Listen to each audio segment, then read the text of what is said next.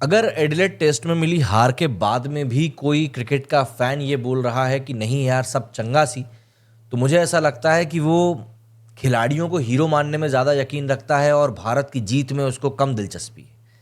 क्योंकि देखिए एडिलेड में जो हम 10 विकेट से हारे हैं वो कोई छोटी मोटी हार नहीं है, काफ़ी बड़ी हार है। इसलिए बड़ी हार है क्योंकि उससे पहले पर्थ जैसे स्टेडियम में हम लोग मैच जीत कर आए हैं, कन्विंसिंगली जीत कर आए हैं। तो उसके बाद एडिलेड में आके इस तरह का बिल्कुल सरेंडर वाला परफॉर्मेंस आ जाना ऑब्वियस सी बात है, काफ़ी सवाल उठाता है।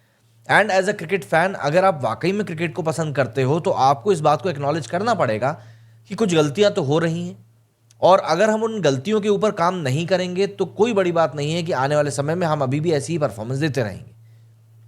वो इंडियन टीम जो कि टेस्ट में अपने डोमिनेंस के लिए जानी जाती है, अपने आखिरी 5 में से 4 टेस्ट मैच हारी है, जिनमें से कि 3 टेस्ट मैच वो अपने घर में ही हारी और एक यहाँ पे ऑस्ट्रेलिया में हार के हार गई है।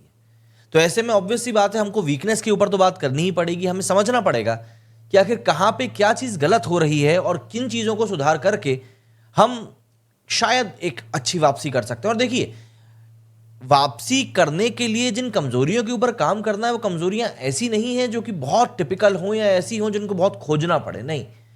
प्रत्यक्ष रूप से सामने रखी हुई वो कमजोरियां हैं और इन कमजोरियों के ऊपर अगर भारत काम करता है तो डेफिनेटली उसको सक्सेस मिल सकती है। क्योंकि ये तो मानना पड़ेगा कि इंडिया के पास स्ट्रेंथ ज़्यादा है ऑन पेपर, बस अगर वो इंप्लीमेंट हो जाए तो ग्राउंड पे भी दिख जाएगा।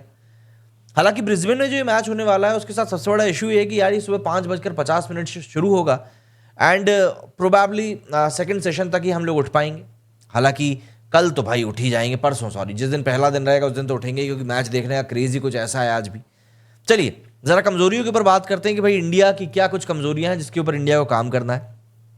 सबसे पहले तो मुझे लगता है कि हम लोगों को बात करनी पड़ेगी रोहित शर्मा के बारे में।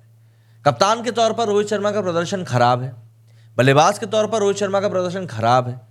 तो ऐसे में एक कप्तान के तौर पर रोहित शर्मा टीम को मोटिवेट करने में थोड़ी सी परेशानी का सामना जरूर करेंगे, क्योंकि कहीं ना कहीं ऐसे में खिलाड़ी को सेल्फ डाउट भी क्रिएट हो जाता है। मतलब इस समय रोहित शर्मा इतने खराब फॉर्म से जूझ रहे हैं कि पिछली 12 पारियों में केवल एक हाफ सेंचुरी, मतलब कि 52 रन उन्होंने एक बार ही बनाए हैं, और इन टोटल पिछली 12 पारियों में उनके सिर्फ 142 रन ही आए हैं। अब वो अपने नए नवेले बेटे के जन्म के लिए पिछले टेस्ट मैच में पर्थ में शामिल नहीं हुए थे, लेकिन एडिलेड टेस्ट की दोनों पारियों में वो केवल कुल मिलाकर 9 ही रन बना पाए।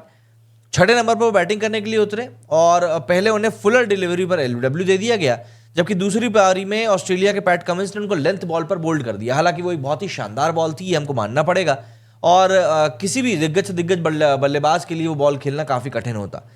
बट ये बात तो माननी पड़ेगी कि रोहित थोड़े तो आउट ऑफ फॉर्म चल रहे हैं और उनको इस बात को एड्रेस भी करना बहुत ज़रूरी है।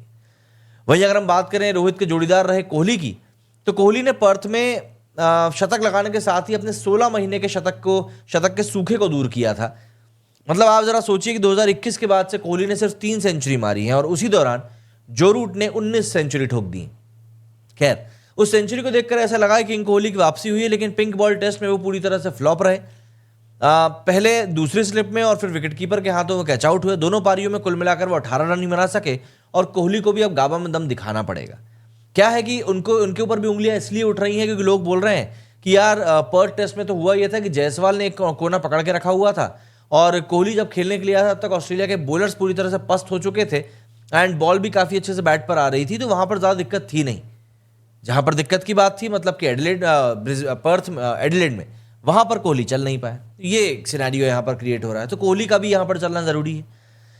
दूसरी बारी में सबसे पहली बात ये रही कि जायसवाल जो थे वो भी चल नहीं पाए दूसरे मैच में, और केएल राहुल की तरफ से भी कोई परफॉर्मेंस नहीं आया, तो वो भी एक कंसर्निंग थॉट था। तो ऐसे में केएल राहुल ने पर्थ टेस्ट में रोहित की गैर मौजूदगी में जायसवाल के साथ में ओपनिंग करी थी। राहुल ने पर्थ टेस्ट की पहली पारी में 26 और दूसरी में 77 बनाए थे। जायसवाल ने पहली पारी में 0 लेकिन दूसरी पारी में 161 बनाए थे। लेकिन सबसे बेहतरीन बात यह रही थी कि उस मैच की दूसरी पारी में राहुल और जायसवाल ने पहले विकेट के लिए 200 रन की साझेदारी करी थी, जो कि मैच में एक सबसे बड़ा काउंटर पंच साबित हुई, जिसने इस बात को मेक श्योर किया कि इंडिया जो है इस मैच को पक्के तौर पर जीते ही जीते। एडिलेड टेस्ट में दोनों ही लंबी पार्टनरशिप लेकिन कर नहीं पाए। एडिलेड टेस्ट में यशस्वी तो पहली बॉल पर ही क्लीन आउट हो गए, मतलब एलबीडब्ल्यू आउट हो गए थे। वहीं दूसरी पारी में उन्होंने 24 रन बनाए। केएल राहुल ने एडिलेड टेस्ट में पहली पारी में 37 तो दूसरे में 7 रन बनाए। ओपनर्स के बीच में 0 और 12 रन की पार्टनरशिप हुई। गाबा टेस्ट में टीम इंडिया को अगर सीरीज में वापसी करनी है तो इन दोनों का चलना भी बहुत ज़्यादा ज़रूरी है। इसके अलावा अगर आप अश्विन को नहीं खिलाते हो तो फिर आप किसको खिलाओगे, इस बारे में भी सोचना इस समय इंपॉर्टेंट हो चुका है। दरअसल एडिलेड में अश्विन को मौका दिया गया, लेकिन उन्होंने पहली पारी में 18 ओवर में 53 रन देकर महज 1 विकेट लिया। वहीं बल्ले से दोनों पारियों में कुल मिलाकर वो 29 रन ही बना पाए। इस तरह अश्विन को वो दमखम दिखाने का जो मौका मिला था उसको वो खरे नहीं उतर पाए उस पर। ऐसे में हो सकता है कि अश्विन की जगह पर जडेजा या फिर सुंदर को मौका दिया जाए। और जडेजा तो इस समय वर्ल्ड के टॉप ऑलराउंडर भी हैं, लेकिन सोचिए फिर भी उनकी जगह नहीं बन पा रही है टीम में। बट सुंदर के साथ यहाँ पर बड़ा फैक्ट ये है कि लास्ट टाइम 2020-21 में जब भारत गावा में जीता था तब सुंदर उस मैच के एक निर्णायक हीरो रहे थे। तो हो सकता है यहाँ पर सुंदर को भी मौका मिल सके। इसके अलावा एक आखिरी और सबसे अहम सवाल जो खड़ा हो रहा है वो खड़ा हो रहा है हर्षित राणा के ऊपर। हर्षित राणा और गंभीर के ऊपर दरअसल इस समय ये आरोप लग रहे हैं कि फेवरेटिज्म जो है इस समय थोड़ा सा चल रहा है टीम में, और गंभीर जो है इसीलिए ज़रूरत से ज़्यादा मौका दे रहे हैं हर्षित राणा को, जिसको कि शायद वो डिजर्व नहीं करते हैं। क्योंकि आप देखिए पर्थ में तो उन्होंने फिर भी ठीक खेला था, बट एडिलेड में वो कोई इंपैक्ट डाल नहीं पाए।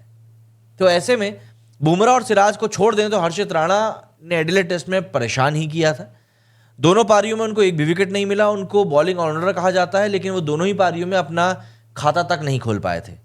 ऑलराउंडर नीतीश कुमार रेड्डी का प्रदर्शन भी गेंदबाजी में एवरेज ही रहा। ऐसे में हो सकता है हर्षित राणा गावा टेस्ट में बाहर बैठे, क्योंकि नीतीश कुमार रेड्डी बॉलिंग नहीं तो बैटिंग से तो दम दिखा ही रहे। मतलब एडिलेड में दोनों पारियों में बंदे ने 40-40 रन बनाकर टीम इंडिया की थोड़ी सी इज्जत बचाने का काम किया। भारतीय टीम को अब यदि इस सीरीज में धमाकेदार कमबैक करना है तो उसको एडिलेड टेस्ट में कई सारी गलतियों को दोहराने से बचना पड़ेगा, चाहे वो बैटिंग की हो या बॉलिंग की हो या फील्डिंग की हो। तीनों डिपार्टमेंट में भारत को बेहतरीन खेल दिखाना पड़ेगा। गाबा टेस्ट में भारतीय प्लेइंग 11 में कुछ बदलाव देखने के लिए मिल सकते हैं और माना जा रहा है कि हर्षित राणा की भी शोर शॉट तरीके से छुट्टी होनी है। उनकी जगह पर आकाशदीप को मौका मिल सकता है। हालांकि तेज बॉलर प्रसिद्ध कृष्णा भी बड़े दावेदार हैं, लेकिन आकाश को तवज्जो दी जा सकती है। आकाशदीप ने अब तक भारत के लिए 5 मैच खेल लिए हैं और इसमें उनके नाम पर 10 विकेट हैं। वहीं अश्विन भी इस मुकाबले से अपना पत्ता कटवा सकते हैं। उनकी जगह पर जडेजा को मौका मिल सकता है। जडेजा के होने से टीम को लेफ्ट राइट का कॉम्बिनेशन भी मिलेगा, प्लस उनकी बैटिंग भी काफ़ी ज़्यादा स्ट्रांग है तो उससे एक डेप्थ भी मिलेगी। ब्रिस्बेन टेस्ट के लिए ऑस्ट्रेलियाई टीम के तेज बॉलर हेजलवुड की वापसी हो सकती है। हेजलवुड साइड स्ट्रेन के चलते एडिलेड में नहीं खेले थे। स्कॉट बॉलैंड को प्लेइंग 11 से हो सकता है बाहर रहना पड़ सकता है, हालांकि उन्होंने काफ़ी अच्छा गेम दिखाया था। तो यहाँ पर एक तरीके से देखा जाए तो इंडिया के लिए बहुत सारी जगह हैं जहाँ पर कि वो इंप्रूवमेंट कर सकते हैं। और देखिए ये एक लंबी सीरीज़ है, इस टेस्ट मैच होने के बावजूद भी 2 टेस्ट मैचेस बचेंगे, तो भारत के पास अपनी परफॉर्मेंस को सुधारने का पूरा मौका है। बट समझना उनको अपनी गलतियों को पड़ेगा और उसके ऊपर काम करना पड़ेगा, होमवर्क करना पड़ेगा ऑस्ट्रेलियाई टीम को लेकर कि किस तरीके के प्लान्स को इंप्लीमेंट किया जा सकता है, और उसके बाद उन प्लान्स के एग्जीक्यूशन के ऊपर भी उनको ध्यान देना पड़ेगा। वरना ऑस्ट्रेलिया टीम ऐसी टीम है जो कि वाकई में आपको दिन में तारे दिखाने का मादा रखती है, और फिलहाल तो वो लोग टॉप पर भी हैं। तो आप कमेंट करके ज़रूर बताइएगा कि आपको क्या लगता है, क्या इस बार टीम इंडिया अपनी नाव को पार लगा पाएगी। मेरे इस वीडियो में फिलहाल इतना ही। जय हिंद, जय भारत।